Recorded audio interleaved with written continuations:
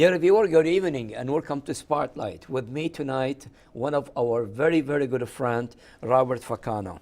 And Robert Facano, he is running for Wayne County District Court. Circuit Court, I'm sorry. Robert, you've been here many times. I have, Wally. In many different capacity, as a politician, as a friend, as an advisor. So welcome again to MEA. Well, thank you so much. You know, Wally, it's great to see all that you've done.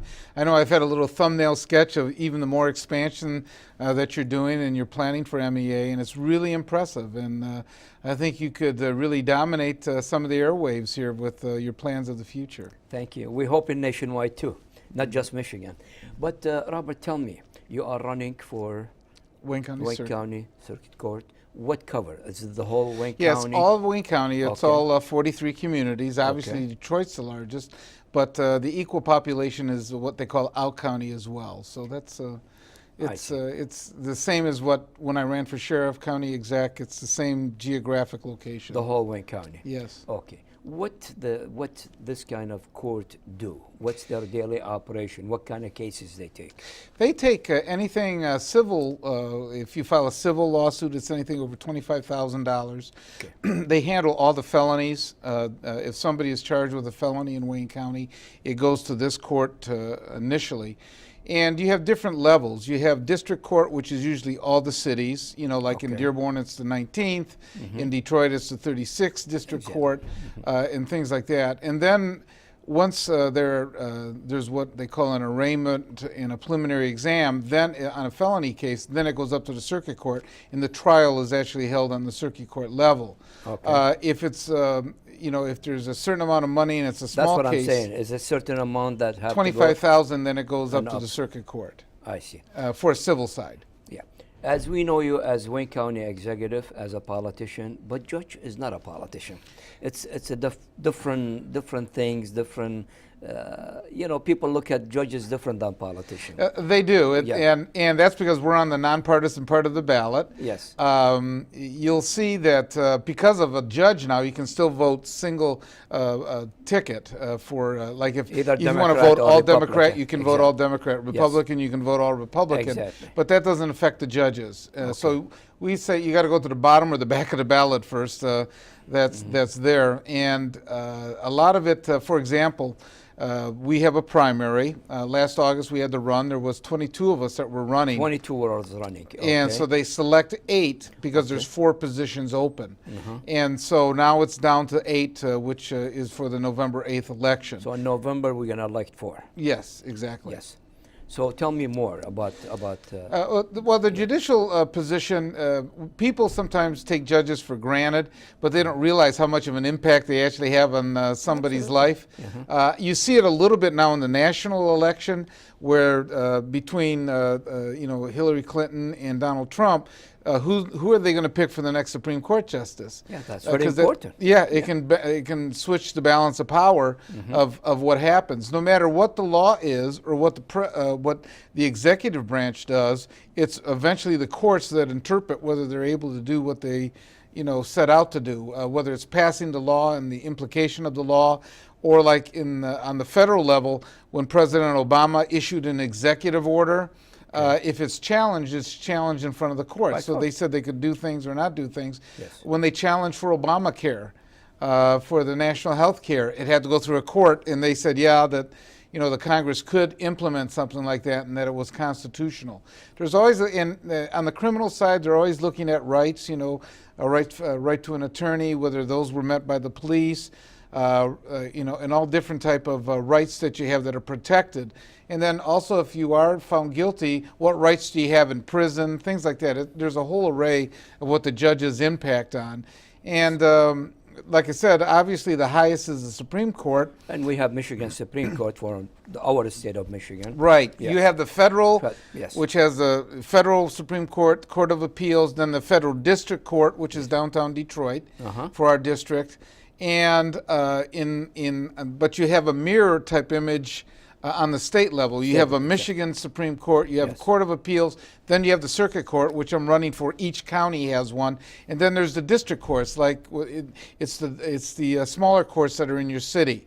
So if no matter where you live, Troy, Livonia, Detroit, And they the all whole have their Wayne own County. district court. Yes. But ours is the circuit court. If you don't like what the decision was in the district court, you can appeal it to the circuit court I in there. And if you don't like that, then you can go to the Court of Appeals. And then if it's not, we have the Supreme You Court. have the Supreme Court, but the Yes. Supreme Court has the option to take whatever case they want. They're not forced to review a case. I see. Like on the United States Supreme Court, 4 of them, there's 9. Well, currently there's 8. They're 8 trying to get to a because- 9th. Yes. But 4 of them have to agree that they want to take up a case. Doesn't mean they're for or against. It doesn't break down that way. But 4 of them say, we have an interest in that case, so we want the whole court to listen to the case. So the lawyers have to brief it, and they make the arguments and things like that. But it's completely their discretion. The difference is, for example, whatever decision we make on the circuit court, you automatically get a right for the Court of Appeals. They have to review it. They have to look at it on the issues that you raise. Yes. But the Supreme Court in Michigan is the same thing. They don't have to decide. They could pick and choose. They pick and which- choose what they want to look at I see. or How's- review. With your experience running for an office for so many years, how's the campaigns going? It seems to be going well. A lot of people, they ask about things that we've done in the past. They remember them, like the charge that we led for Cobo Hall. People seem to forget that initially they were looking at not renovating Cobo Hall, and the auto show was going to go to Chicago, Yes. or someplace like that. We led the charge on that and made sure that we got the proper taxation and things like that for Cobo Hall's expansion. They also remember things like we had the most diverse administration when I was there. We made sure that there was representation from all the ethnic backgrounds Absolutely. and things like that. And we tried to open that up in terms of that. And they remember that in that process. They remember other things that we've done, like people are not as aware, but in Wayne County, I was able to put together the funding. And we have a marathon now, but we have a memorial to all the first responders in Hines Park. It's large, and it has the name of every public responder, police, fire, or on the ambulance, anybody that's been killed in the line of duty in Wayne County, and it goes back to the complete history of Wayne County. Wow. So if they were a responder in the beginning, it was all police, but then police, fire, and then first responders on the emergency vehicles and things like that. They if they've lost their life in the line of duty, their name is on there. I've had a number of families that have come to me and we're very grateful. And then we have a race, a marathon every year to help support it and to raise money privately. Yes. Other people remember other things. For example, when the auto industry was having a difficult time, and the president, Absolutely. whether they were going to bridge, give them what they call bridge loans or not, Ford and General Motors and Chrysler was having a very difficult time. And so there were some United States senators, they said, well, let the companies go bankrupt. Yes. So we raised private money, and then we advertised in 3 states where the senators were giving the auto industry a hard time. They were Kentucky, they were Alabama, and then they were Tennessee. Those senators were giving our senators I remember and the very president well. a difficult time. Yes. So we ran ads saying what the auto industry has done to create the middle class in the United States and things like that. Fortunately, they did save the companies. Today, the auto industry is alive and vivacious because of those loans, but we wanted to advertise. Another thing that we've done that people recognize, I had a young lady come up to me the other day. We used to raise money privately to give away as scholarships for young people, and we've given away about $500,000. Wow. And Yeah. one young lady came up to me and she says, Mr. Facano, you don't know who I am. She said, about 7-8 years ago, you gave me a scholarship. I started, that allowed me to start at Michigan State. She said, I got a business degree, and today she has her own business in downtown Detroit. What a And great she said it story. all started because of that scholarship, and I was able to at least initially start to be able to get a business degree from Michigan State. So those kind of stories are nice. You run into those. Be honest with you, Robert, Mr. Facano, I know you for probably about 20 years, and you were very active. You contribute so much to the society in all Michigan, but especially Wayne County. You were always, and if I talk about the Middle Eastern community, you were always in our event. You were always talking to the people, understanding the culture. As I mentioned, in your office, we have a huge presentation of the Middle Eastern community, and we're so proud, and we so thank you for what you did. And now I think the Middle Eastern community not owe, but should owe to you what you did for them, and Wayne County itself should owe to you what you did to Wayne County through all those years. Well, Wally, you're very kind, and we're trying to remind people. The one thing about this job that I'm running for is different. When I ran for a county executive and was elected, or sheriff, I could say things. You can say anything you want. Yes. The Supreme Court limits what things we can talk about running for judges, because they say, well, those type of issues might come in front of you Yes. As a judge, so you can't really, you're not supposed to give an opinion on it, or things like that. But there are a lot of issues, that especially the Middle Eastern community, should be concerned about. We see a lot more rhetoric now. Absolutely. That's very difficult on them. Especially these days. Yeah, I mean, they talk about if you look at some of the tests that people are trying to apply now, and I mean, I'm getting into people running for president, but my grandmother wouldn't have been able to get in here with some of the way that they're looking at things, because number one, she was much more comfortable speaking her own language, which was Italian. Yes. If they saw her and she didn't shop at the grocery store, she went to the, she'd rather have a garden. I mean, she did things that culturally she was comfortable with, because she came to the United States.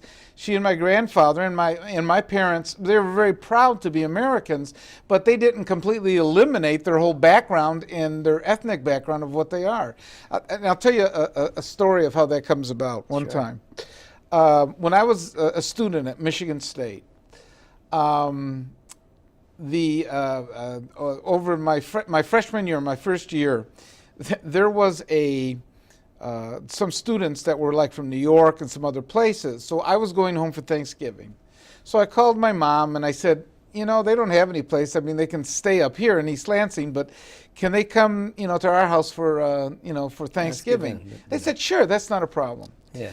And so what was kind of funny is that we're sitting down at the Thanksgiving meal. Now, what you have to understand, that in the United States, they sort of have Americanized spaghetti and pasta, that it's the main meal. Yes. If you go to Italy, pasta is an appetizer. It's never the main meal. That's right. It's never the They'll main give you 20 different kind of pasta. Which one you choose for appetizer? Yes, exactly.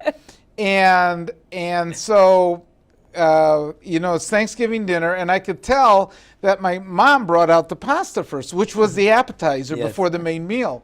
And I could tell a couple of them look at me and say, you crazy Italians, don't you know you're supposed to serve turkey on Thanksgiving? And it wasn't, you're going to get turkey, but you don't understand the culture. That's right. That if you're Italian, pasta is simply an appetizer, and you're not going to get, it's not a full meal the way it is set out. So it's, like anything else, if people don't understand the culture and everything else, it creates issues. Yeah. As a judge, I mean, you have the edge that with a different judge, because you understand the culture.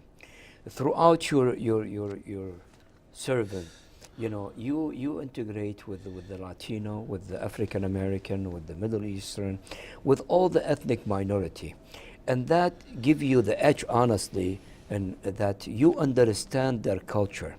And when they come to you in front of there is a lot of things you have to understand, the way they act, the way they talk, the way they mention things.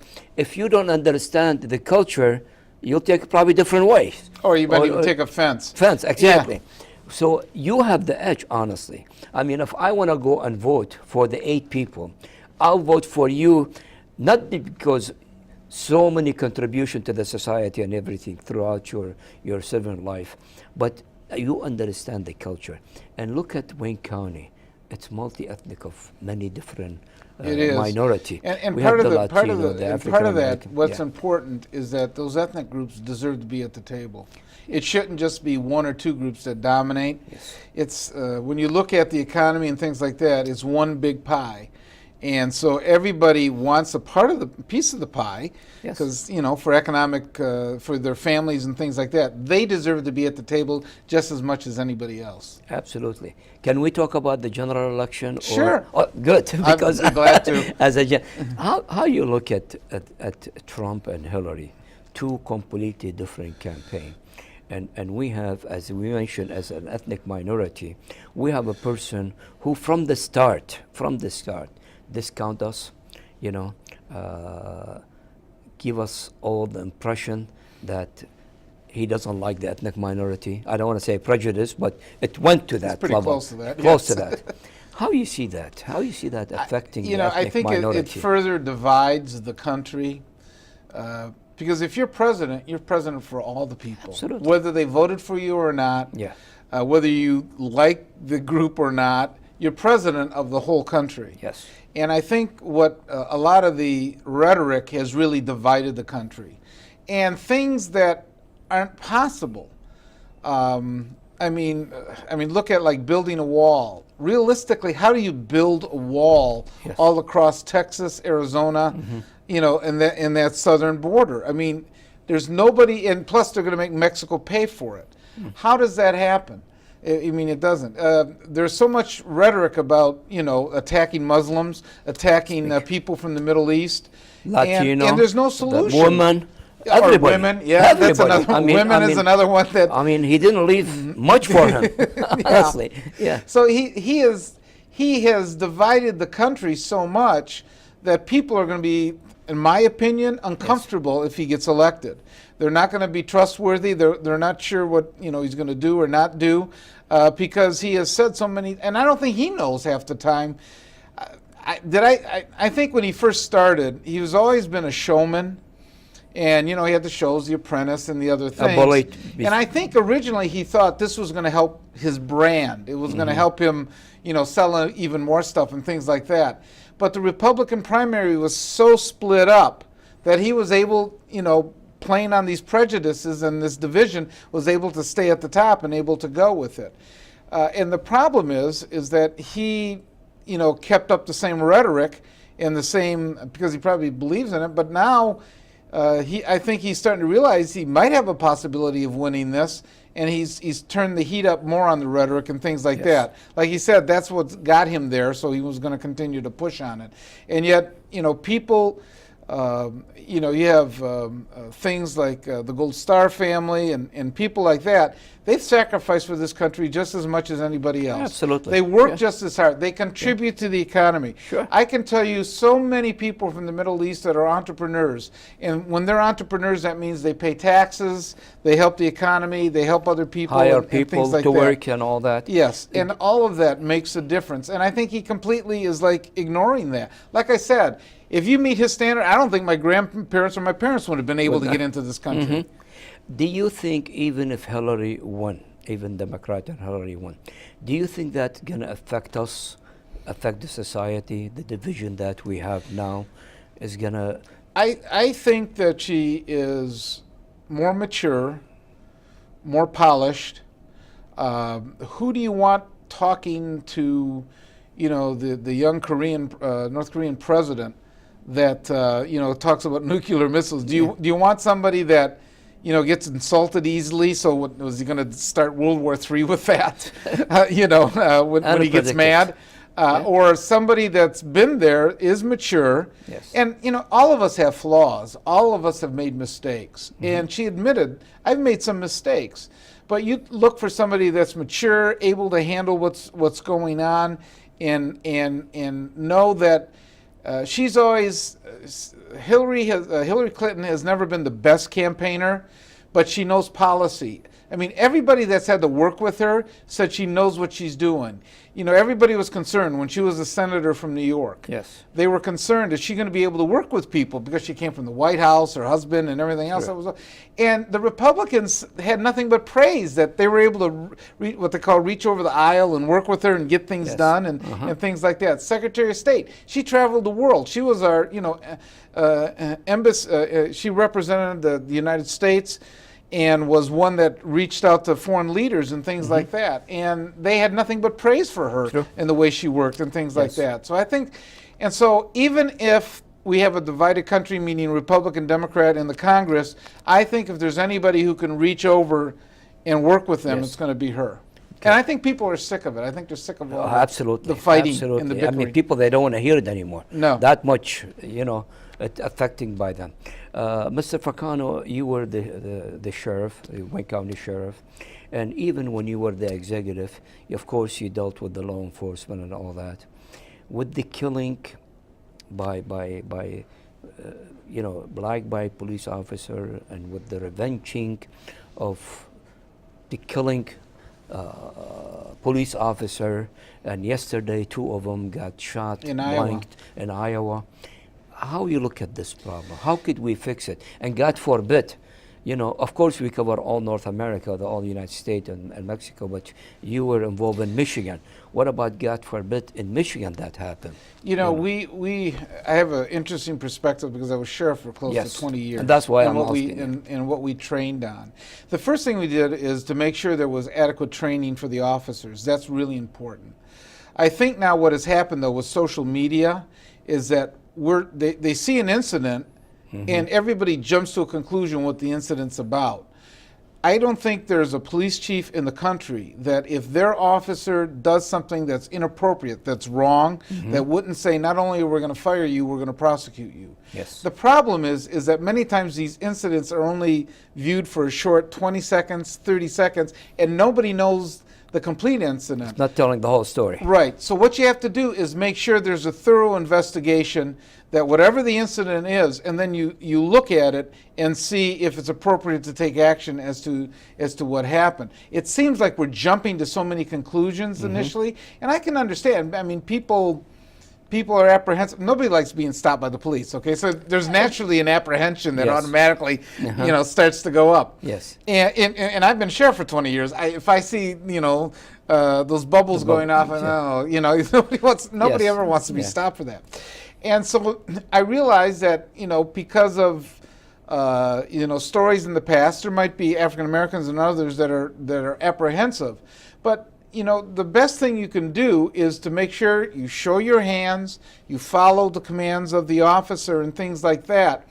And I think, if there is abuse, if the officer does start to become abusive, at that point, there should be complaints filed. And the cameras, there are so many cameras now and people are looking at things that some of it's going to be captured. But the real thing is that you have to give the appropriate amount of time to actually discover what the facts are. We've known in a couple cases that there was originally a thought of what happened in one case, and it showed that after the investigation that it didn't happen the way that people originally alleged in the situation.